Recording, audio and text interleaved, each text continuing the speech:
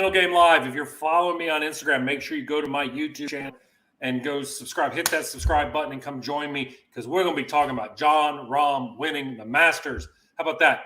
Client of mine for 8 years now, 7 years. So excited that Jon Rahm won the Masters. We're going to be talking about that tonight, but we're also going to be talking about what it takes to close, to finish.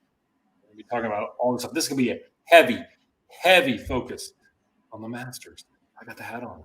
I got so much swag. You guys can't see it, but yeah, I don't know how this reflects here. See that? Oh, there it is. That box right there. That's all my Masters swag. I think, Bash, you got a shirt in there, maybe. That's what I'm talking about. You're hoping, right? Well, yeah. You're like, God, you picked the ugliest one. No, I'm just kidding. Yeah. I tell you what, though, the coolest thing, and Missy got to go this year, and her dad, we took them to the Masters. Guys, if y'all have never been, you got to go, all right? And I know it's tough to do, and it's cheap, and it's whatever, but I'm there for a week and have a house, so they slept on the couch. Okay, that being said, so I kept telling Missy, I was like, look, the hardest thing – hey, Andrew, great question. Make sure you hit me up on my YouTube channel. I answered over there. The hardest thing is you go into this merchandising tent, okay? It's massive. Now, the data on that suggests that they did $70 million. $70 million in the week in merchandise. It's $1 million an hour. But you go in there and everyone's like, give me this, give me that. Well, you guys got to remember, you can't have your phone there. Okay. So you walk in and you write it down. And I had mine on a note card like this. I walk in and you're like carrying these bags with you. Like, oh my God, did I forget this person? Did I forget that? It is stress city, Bash. I'm telling you, unbelievable. But I probably had 10 times the things I need. So maybe there's a sale coming up with stuff that I'm not going to wear because I bought way too much crap. But what a week, man. Oh my God. Did you watch it yesterday? Yeah, I did. I even caught, but did you get my screenshot that I sent of you? Me standing in the background? Yeah. So let me give you guys a little insight. Thank you. So only one coach is allowed with the player on the range of the putting green at a time. Historically, or normally during a normal tournament week, I'm going to be out there with the players before they tee up. Most of the time, I'm not saying anything. It's kind of like a presence. I mean, did you want your coach really, giving you all kinds of new things to think about right before you played? No, it's go time. Hayes in the barn. More along the lines of like, they're there if I need them, right? Okay. Right. Sure. But, so I'm standing out there. Well, at the Masters, I can't stand out there. In fact, the members or the pro shop staff has this amazing ability. If you're standing, like I pushed the envelope yesterday just a tad bit because the patrons hadn't been released yet. So I was standing next to Billy, and all of a sudden I feel this. And I'm like, oh, yeah, I got you. And he's like, okay, good. I mean, they don't even have to say anything, right? All of a sudden you just move over. But I was standing in the there's a little tent over there where we have all the concessions, not a tent. It's a building. And they have, the food, and they have coffee, and I can look at the computer and talk to the members. I'm trying to smooth up a little bit. And that live from the Masters on the range, I'm sitting in the background, not coaching anybody, not doing anything. I believe you and Smiley were having a breakdown session of something. We were. Smiley is an old friend, old client, and a superstar now on the broadcasting world. We're having a good chat and probably talking some SEC football. Probably nothing to do with the Masters. So sure. But it was great. It was great. So we had a great time. And I'll be home this week. Next week I go out to the Zurich, which is a team event. Billy and Sam will be playing together. I got a bunch of guys playing. This week they're at the RD Heritage. So, sorry to see Tiger Woods. Hit me up on my YouTube channel, y'all. I'm talking to my Instagram people because got a lot of people there that need to come over to our live stream on Instagram and check me out. Question answer. Tiger hated to see him go down. I didn't want to finish. It was brutal walking conditions, but it's amazing. An hour after it rains, there's no water out there. I don't know how they do that. So what's your favorite part of the Masters? What's your tradition? Me? Yeah, you. Oh, man, I've never been, so I'm just – I know, watching on TV. Yeah. And I just really love the there's really nothing like the back nine and just like I can't miss a single shot on on the back nine on Sunday. Yeah. I mean, that's one of the – I just like seeing guys compete. I like seeing guys just the precision in which they play, knowing that I couldn't get anywhere close to what they're doing. But do that on the – I was talking with someone. I was watching and I forget what hole it was. It's the hole where everyone is so tight on the tee box. I was like, I'm killing somebody right there. Was it 18? I don't think it was 18, but I'm 100% killing somebody right there. Yeah. Yeah, it's – I tell you what, there's a lot of moments. The couple things about being there in person, if anybody's in there in person, make sure you hit up on some comments. Love to hear your thoughts on it, because I think it's when you walk out there and you realize like 16 is here. It looks so long on TV, but it's really kind of short. And 6 goes down the hill and people are sitting just on the other side of the tee box. 16 and 6 are right by each other. Right by each other. And it's so well staged. I mean, it is the ultimate of excellence and standards. Ultimate of anything out there. Okay. 18 tee box is so narrow in person, 100% that. Number one's fairway is massive, but you're hitting the number one fairway. I mean, come on, that's not easy. So those are the things that I love. I just love it. Now, would you be a egg salad, pimento cheese? What are you? Yeah, you have to. I mean, you have to, just for the sheer price alone. So let me say this. This is a little bit of a wah. Okay, but I'll say it. So in the teaching tent, they give you unlimited. They stock it with all the concessions. Okay. So you get there on Sunday or last Sunday, and you grab one, and you're like, "Oh yeah, pimento cheese, baby. I haven't had one of these in a year." You eat it. You get there Monday morning, you have your coffee, your egg salad. By Wednesday morning, you're like, "Dude, I can't eat another one." Yeah, I'm about to vomit. Yesterday, I was sitting there.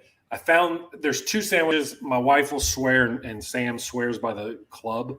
There's something they do with the mayonnaise and the mustard mixed together. Miraculous. The chicken salad was phenomenal. I just found it. I don't know. It's like I just met somebody new. I mean, it was so good. It just needed pickles in it, cut up pickles. Yeah. But other than that, excellent. The other thing that they have that is so good is the peach ice cream sandwich. So my nutrition. Oh my! Yeah, it's the bomb. I had a couple of those. All the other snacks you can have. Peach ice cream sandwich. Oh yeah, chunks of peach in there. All right, if you've never been, you got to go. Make sure you hit it up. Hey Bash, let's get to the good, the bad, and the ugly, because I'm hungry. I haven't had dinner yet, and I'm hungry. So the good, the bad, and the ugly. Well, Jon Rahm winning. I got to tell you guys, first person I've ever had that's won a Masters client. I've worked with Jon for a very long time. I'm so honored and excited to see that. He has an amazing team around him. If you follow me on social media, you'll see it. I can't wait for the party. I can't wait. I was 3 for 3 with guys making the cut, and that's always exciting. And a lot to be learned. The one thing about Augusta is you got to learn how to play that golf course. It requires precision, but it's creativity. It's not like the U.S. Open where it's bomb and gouge and try to advance the ball. It's about precision and knowing where to land it on the greens and so forth. So Jon and his caddy, Adam Hayes, who's phenomenal. Congratulations, man. I'm so excited. Can't wait to party with you. So much to learn. Started the tournament with a double bogey, a 4-putt. And somebody asked me in the coaching tent, well, what do you think about that? And I'm like, Jon is like a prize fighter that gets punched.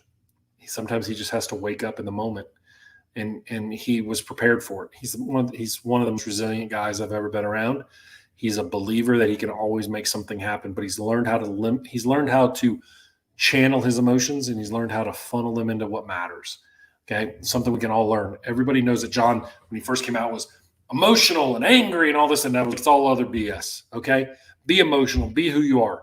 He is a tremendous competitor, and that fire that sometimes overflows is very important.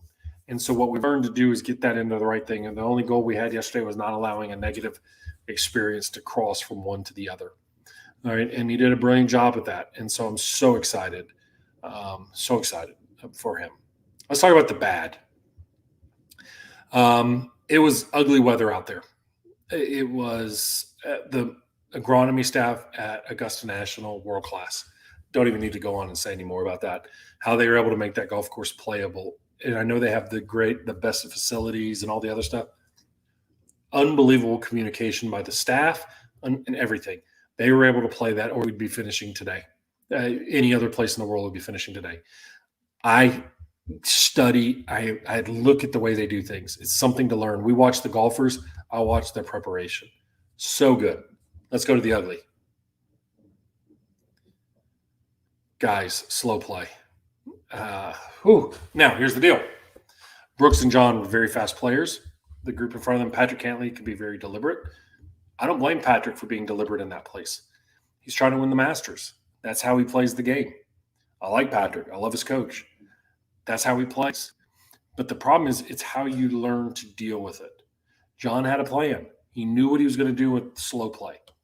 And so you have to understand that those factors are out of your control. Sometimes it's ugly when we're watching on television, but you got to remember these are individuals that are competing for the best in the world of what they do.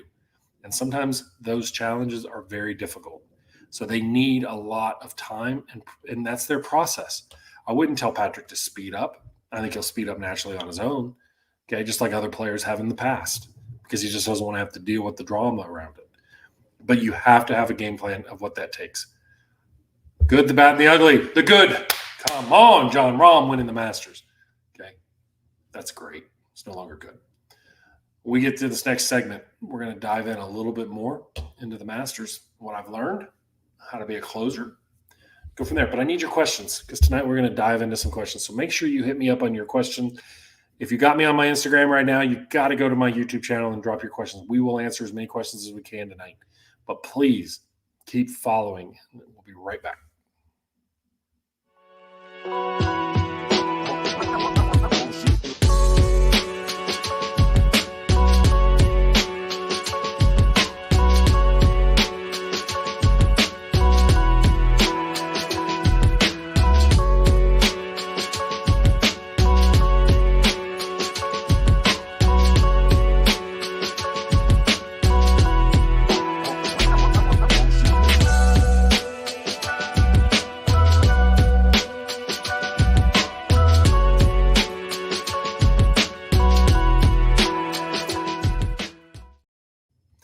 All right, so we're back now, and let's talk about 5 lessons I learned from the Masters. Today on my Twitter page, I put up a list of what I learned from some great coaches that were there. And a couple of them, things I learned about coaches is that some of the best coaches in the world, they're the quietest. They're observational. They're listening. They're learning. The ones that are there and they're, trying to hold court and teach other coaches, they're not always the best. But what were 5 lessons I learned about the Masters?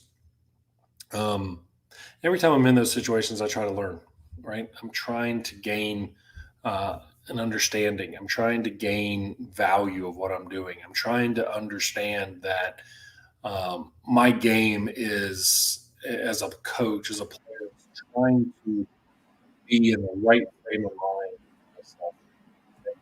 I learned first and foremost as a coach that it's not always what you do, it's just not a pleasure. I'm trying to be there for the players. I'm having to try to always give us 5 major things about the Masters. Number one is not about the execution, but the determination. Athletes and players are in that situation, and they are executing, okay? But everybody's trying to execute. It's the determination to deal when the execution isn't perfect. It's that determination to stay in the hunt.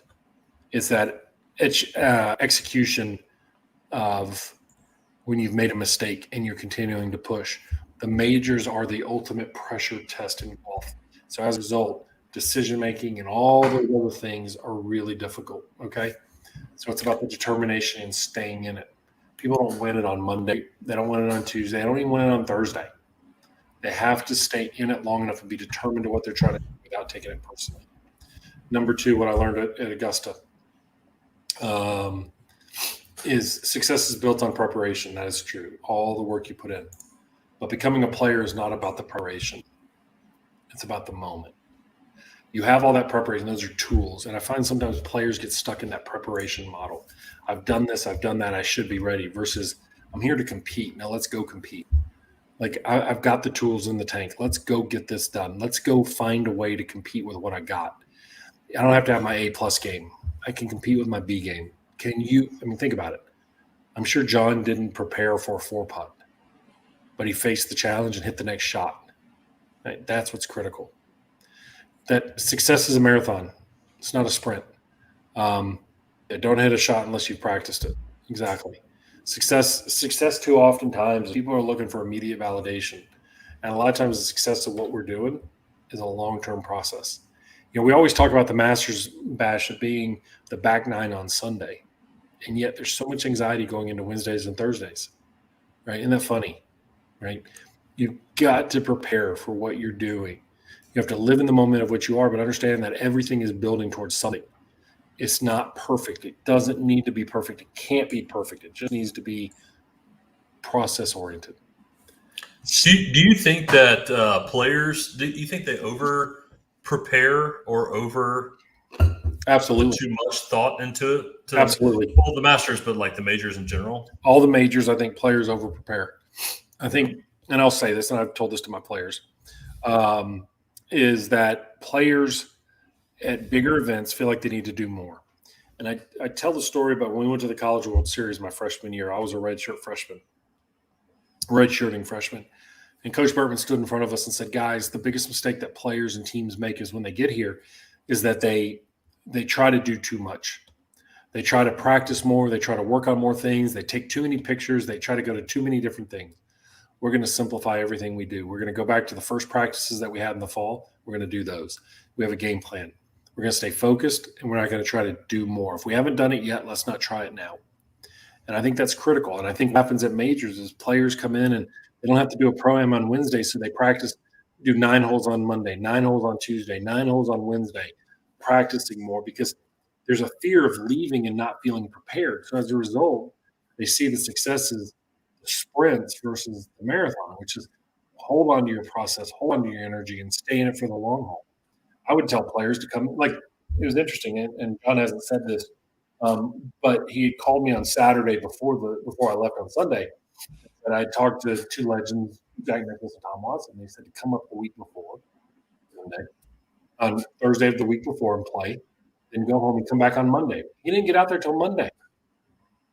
He wasn't there on Sunday. He wasn't there on Saturday, because there's me and one of the coaches, Mark Blackburn, who's a dear friend of mine who we'll have on the show at some point. We stayed together, and when I left yesterday, he was like, dude, do you feel like you've been here for 10 days? Like, I feel like I've been here for 3 weeks, right? Now, as coaches, you're there. I think the average time I got to the golf course every day was 6:10. The average time I left the golf course every day was 7:15. And so you're 13-hour days, right? Well, the players are doing the same thing. They're doing a lot more. Their families are there. So I would do less. I have a little theory that players on regular tour days and regular events should go play golf courses somewhere else.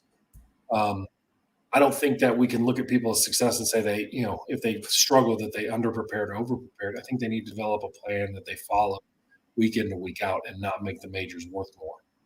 They already are worth more. So let's not do it. So I think that's a big one. I think people need to stay. I think you learn it. The people who could stay in it until the best shows up.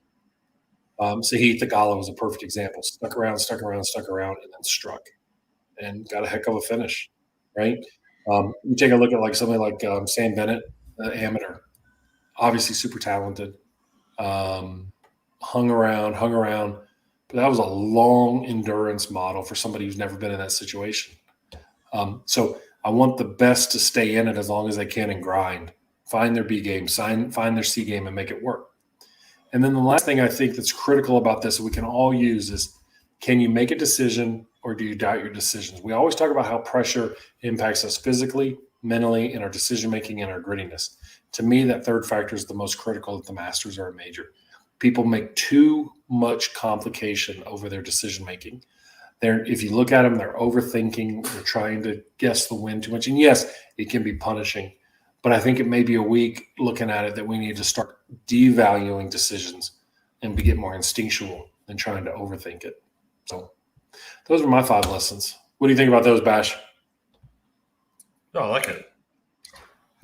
The preparation that's always the question I had. It's just, I think it's human nature. But we see that. To, I mean, what's the number one question that we get in our Instagrams?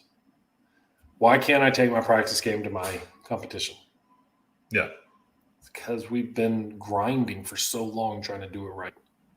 That's just my opinion. So, something to think about. Got some good questions.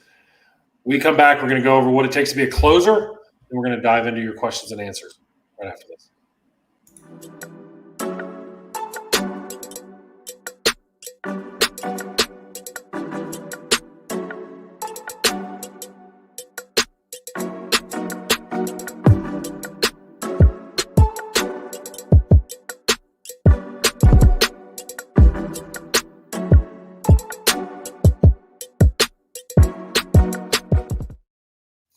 All right, so what does it take to close in those big moments? We watched, before I get to the question answer, we watched Jon Rahm coming down the stretch and closing when it mattered. I was a closer in baseball, probably not good enough, but I closed anyways. And one of the things that you understand about the closer is that closers have this amazing ability to be comfortable in the chaos. Remember, chaos impacts you. The uncertainty of competition kills you. It makes you change the way you move, the way you think, the way you decisions you make, all that stuff. But the best who can close in those situations can be comfortable in the chaos. How? Through experience. They put themselves there and they realize it's not about validation, it's about experience. That every opportunity to be in those moments is a way to get better. Number two is when they're in those moments, remember I talked about decision making? Instead of doing more with what they don't have, hoping to make it work, they lean on the strengths that they have. The tried and true methods. That preparation is not about trying to be perfect, but knowing where to go when you need it. They look at and have one purpose, one mentality. What's the task at hand and how are we going to do it? Okay. By doing that, they slow down their thinking. They're clear. They can execute without fear interrupting. They're going to have fear and anxiety, but they're going to be there and they're going to understand how to execute and they're going to go for it and they're going to respect the challenge. Okay. To me, I'm not very smart. We understand that our heart gets racing, our mind gets racing, and we can't breathe. We have to get comfortable in that chaos, lean on the strengths that we have. And the way we do all that is through experience. Bash, when you were catching and a closer came in, what did you see from a closer that you knew you had it under control? From an opposing team or from ours? Well, both. If it was your team, what did you see? Just the one was the competitiveness. Did they look like they were on the mound with the confidence that they were, whether they had it or not? Okay. Looked like they were going to finish the game. They had the kind of like the one purpose, one mentality, and I'm just going to go right after you and finish the game. Yep. From the other team, it was kind of along the same lines. You could just tell by their body language and how they walked in or how they entered the game from the bullpen. Mm-hmm. Those were the things that you could tell, like the guys that were the best. They just had the presence of the mound, whatever that is. They just seemed to have it, and they looked like, they're just going to shove it right down your throat. Correct. Did your closers, did they throw multiple pitches, like 3 and 4, or were they 1 or 2? 1 or 2. And that's funny. That's all good closers, yeah. Yeah. So I think a lot of times, particularly in golf, we try to do too much. People start trying to hit shots they don't have. And if you take a look, somebody asked the question, what makes Jon Rahm unique in his middle game? Is the unbelievable closer winning convention, right? Marcello, I think the reason for that is he simplifies. If you look yesterday, he hit power fades off the tee. Even on 14, that thing was hooking left to right, right? And then what did he do? He hit the shot up on the green, a left to right fade. He didn't try to hit draws. He hit the shot. The only draw he hit was the hook he hit on 18 because he was so freaking nervous. Okay? Probably tell me he wasn't nervous. He probably slipped. Okay. But the fact is he knows the shot he wants to hit. He's going to execute it regardless of the hole fits his eye or not. Okay? He knows where to go with one shot. So that's why he's able to do that time and time again. Being a closer is tough. It takes experience. One of the things I always tell my young players is that every experience you have in a major is building your ability to close in a major. Same as tournaments. So a lot of times people say, well, I got up there and I failed. No, you gained experience. Like players I've worked with, it's taken them a couple times of being up there in order to win, and majors are no different. My whole metric I use with my players is how many times can we get in position to win tournaments, which is in 3 to 4 shots a lead of a weekend round. The more you're in position, the more chances you have to win, the more you're going to win. If your only chance to win is once a year, it's a very low probability, and you don't learn. Being a closer is about putting yourself in those situations and learning from it. All right. So when we come back, we're going to answer your questions. We're going to dive in to the questions that make this show go.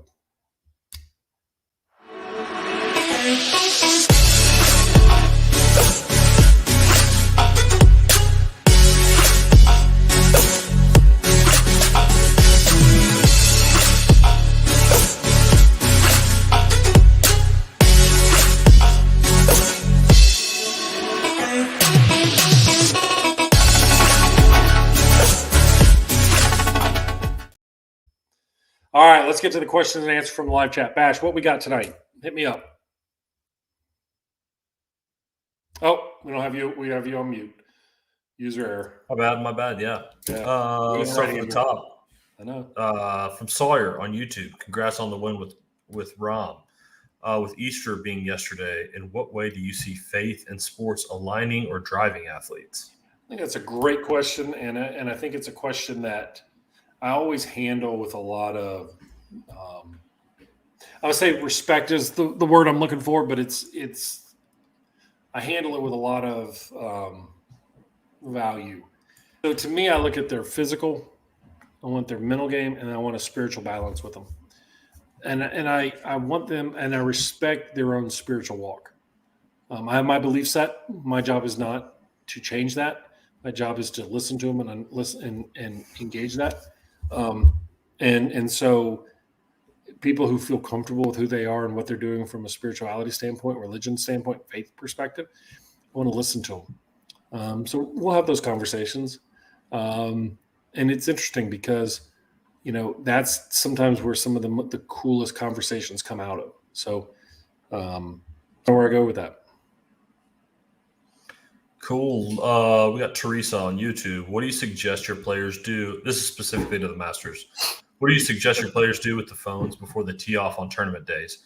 Checking messages or reading emails could be a distraction. It could be, but so is also worried about what's on that machine that they don't answer. Speaking from somebody with anxiety who bought an Apple Watch with cellular service, so I wouldn't be a week. Because when I go into the stadium or I go into the course at Augusta, I can't have my phone with me, so I went and bought an Apple Watch that cellular package so I could get my messages. I want them to do whatever they do. Some players like to read their phones before they tee off as a way to decompress. They may, get a text from their significant other, their wife, kids. I've got some that will FaceTime their kids before they go. And so if that brings them peace of mind, then I'm all for it. A lot of them have a routine. Like the warm up, the phone will be in their back pocket or in their bag, in their belt bag. They'll pull it out, they'll look at it, and they'll be like, all right, let's lock in and let's go. So I like them to do whatever. I used to have mixed feelings about music and warming up with music. Now I let them whatever they want to do because every other sport warms up with music. So I'm all about that. Can you imagine taking batting practice without music? Your jobs, you may not have speakers in this. Come on, dude. All right, Andrew on YouTube. Comment, yeah. What's that? No comment to that. No, I mean, we did mix in a national championship this year, so budget increased. Yeah. Budget increased a little bit. From Andrew on YouTube, what is going on in Rory's head right now? So I'm going to say some things that probably going to be unpopular when I say this. I didn't like bringing in somebody for the Masters, and he brought in Bob Rotella, who's one of the legends of the game. Tons of respect for Rotella. Don't know the decision making as to why he brought him in. It was like, hey, I'm bringing him in this week. I know there's been a relationship in the past, but I'm bringing him in this week because I'm trying everything I can. To me, that work should have been done long before the golf course ever occurred. So I felt like it was a Hail Mary to try to get some stuff done. If I was coaching Rory, I'm not. If I've spoken to Rory, I haven't. I don't know what's going on. Is he's squeezing it so hard right now to try to get the Masters done. And instead, I would look at it as, look, we're not in position. He backdoored a second place finish last year. But he was never really in contention. We got to get the lead in some events and some rounds. How do we do that? What's the game plan? I think his natural mechanism is to hit it harder. I think he needs to get a little bit more creative in what he's doing and paint the picture. I heard Rotella told him to be more childlike. He can be childlike, but at the same time, we got to look at his opportunities and stack the opportunities in our favor. So I'm sure he's disappointed. If he were to call, I'd love to work with somebody like him. But I mean, he hadn't called me yet, so probably not going to. But that being said, never know. And I would love to take that thing because the guy is extremely good for the game and a tremendous ambassador for the game. Taylor on YouTube says, what would you say to someone, in parentheses me, who didn't trust a shot they hit until the 13th hole? Yeah, if that's a warm-up issue or the fact that you're getting started in a tournament and trust shows up on the 13th hole, just be thankful it showed up. The thing is, if we're having trust issues getting started, we better come up with a game plan to deal with that. So how do we hit golf shots without trust? That's where I would look at, and what can we do to build that trust? And know what shot we can hit when we have low trust. You don't have the choice to not hit them, right? I didn't have the choice to not throw a pitch. A pilot who's got difficulty in his ears flying with the cockpit and autopilot doesn't have the choice to land the plane and start over. Sometimes you have to persevere with what you got and stay in it. The problem is when we're watching other athletes, we don't see them with a trust meter. So we don't know. We just assume that they don't trust themselves.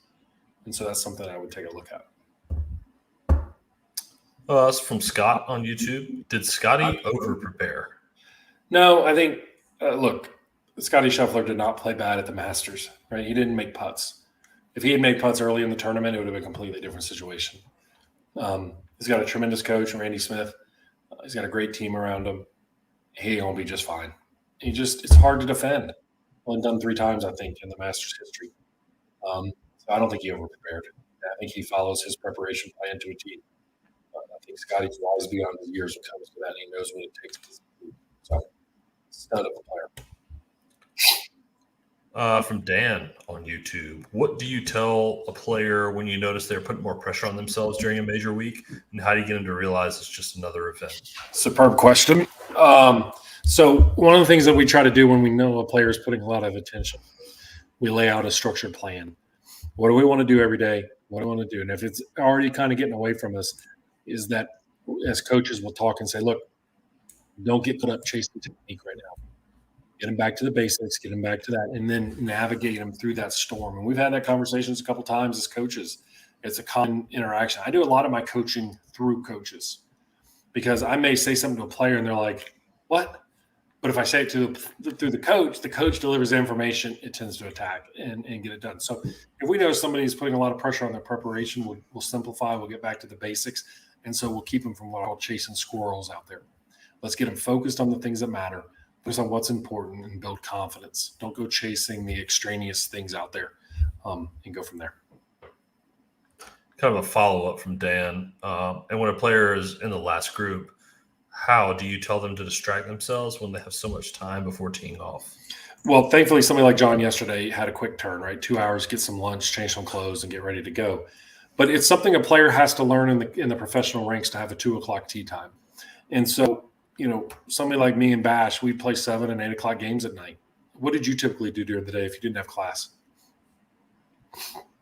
It was pretty structured from a routine standpoint as far as meals and sometimes study hall, that sort of thing. Stay busy, right? Yeah, things to do. You got up out of bed. The worst thing to do in the late tee time is to sleep late. Get up at the same time, get moving. I tell players to get up in the morning, go exercise, come back, shower, go eat breakfast, then go do some stuff, go to Starbucks, go to Fresh Market, call your family, and then shower again and go to the golf course. You're like, 2 showers? It's like, yeah, wake up, get moving, right? So, something to do is stay busy. I tell them to go sit in the lobby of the hotel if they need From Fred on YouTube, can you dive deeper into the "be like a goldfish" more? And I this is can't take the and I is this can't the take same any. principle for thinking about feel and practice swings than just let it happen when hitting the shot? So what he's referred to is Jon Rahm last year made a comment of he's trying to think more like a goldfish from Ted Lasso.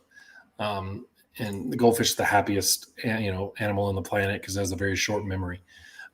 I take no credit for that one. That was him watching Ted Lasso. Um, but I love it because he's always learning, right? But the whole idea is to let go and not allow thoughts and emotions to carry on from one to the other. I think that's critical. Um, Same principle for thinking about feel and practice swings. Look, feel is not always real, but if you have a feel that you want to feel, take a practice swing behind the ball. Take a deep breath, clear your mind, and be like, okay, now let's go. That that feel is in there. You don't have to force it anymore. That's what I always look at it. This is from Marcelo. Do your players actively meditate on the course? Do they focus for a very short period of time and then relax, chatting with the caddy, etc.? That's a great question. I don't teach formal meditation to them.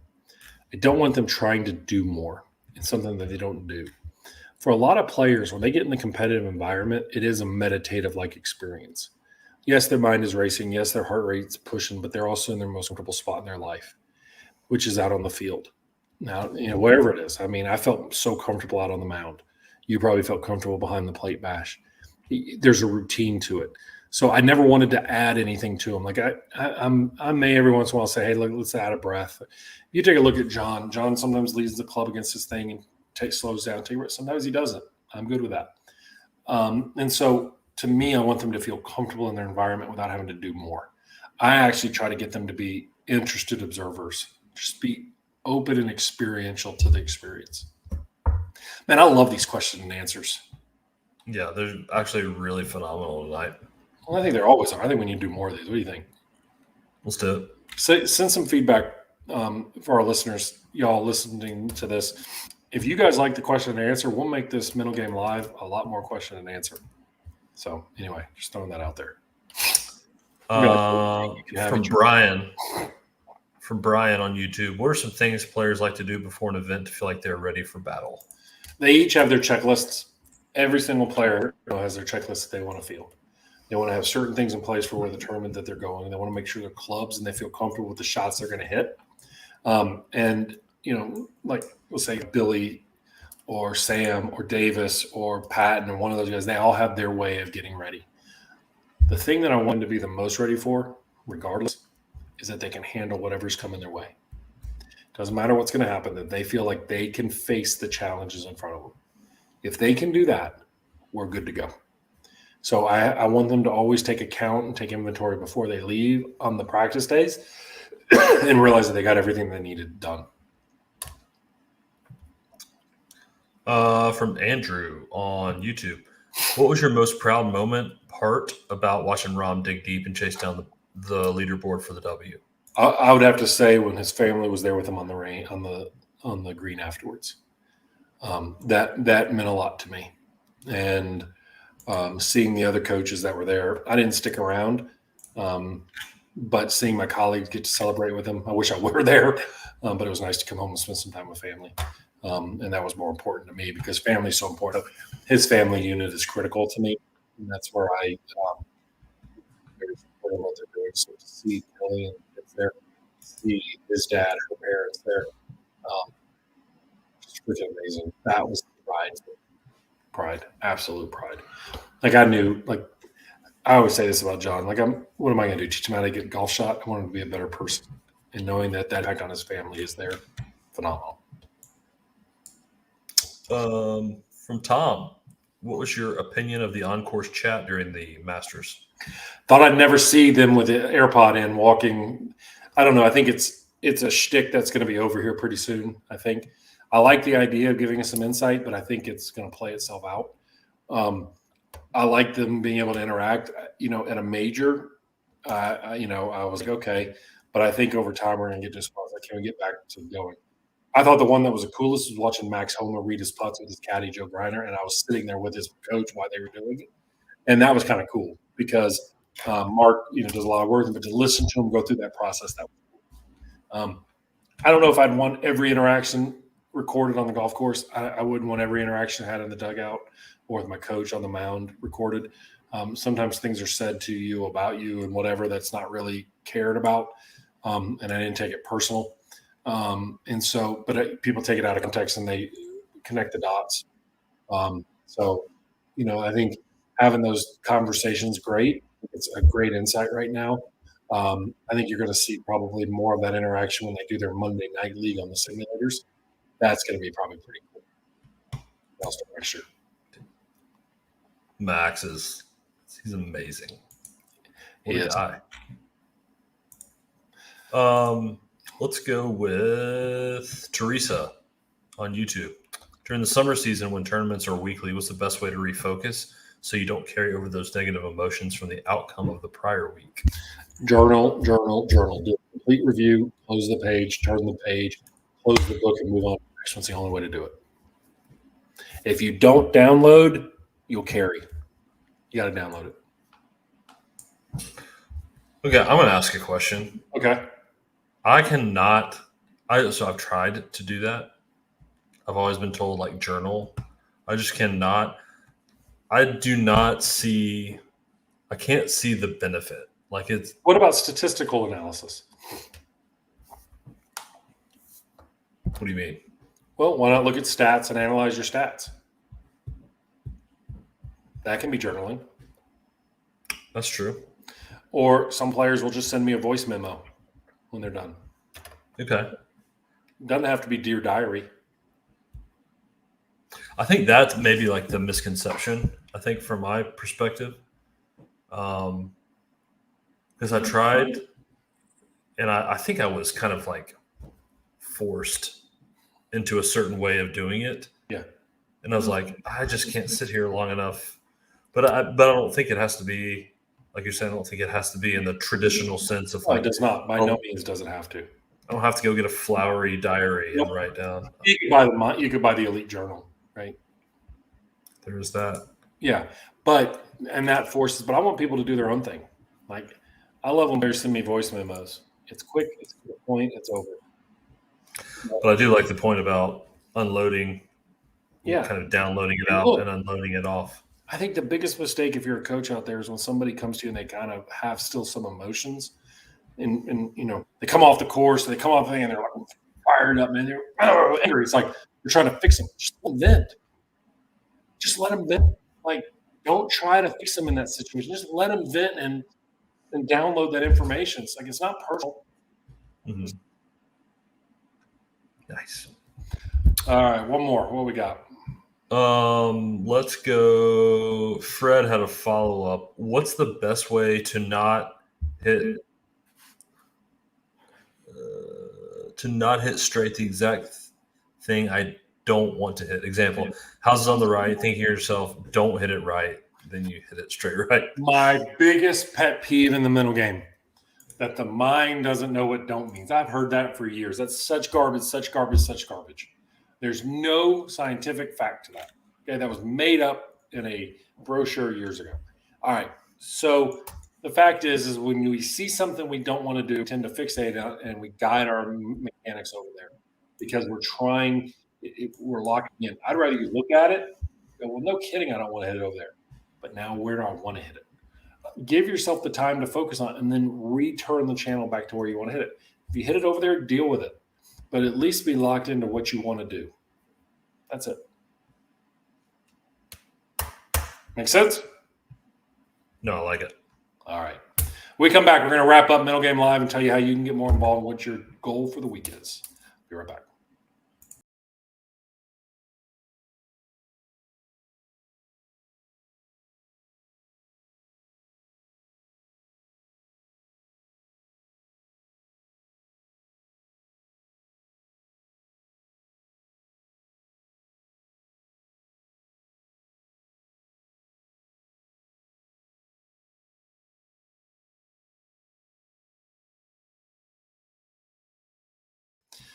All right, guys, listen, Mental Game Live is what I love to do. It's something I want. Listen, if the question and answers are continuing to come in like this, we're going to put more and more time to answer your question. I already do it twice a week on Instagram called Ask Me Anything. Make sure you get me up there. you're on Instagram, you can follow me there and ask me anything on Mondays and Thursdays. I answer just about every question. I love the question and answers. Okay. Please help this grow. Our next Mental Game Live is there. It is. See, Bash is so good, isn't he? Sunday. We're going to try Sunday night, April 16th. It's before I leave. Preparation. What's that? I was sticking with the theme of preparation. Yeah, exactly. We're going to prepare. Yes. Subscribe. Please. I want questions. I want a lot of them. We're going to talk. If you got something you want me to talk about, please send it in and let me know, because that's how we grow, and that's how Mental Game Live gets to more people. Always will be free. Will be free. Will continue to be free. So if you're not listening, you're not getting in here and getting your questions answered, why not? People want to get better in the mental game. They see it's a factor, but yet they don't take action. Mental Game Live is how you can take action. We'll see you guys next week.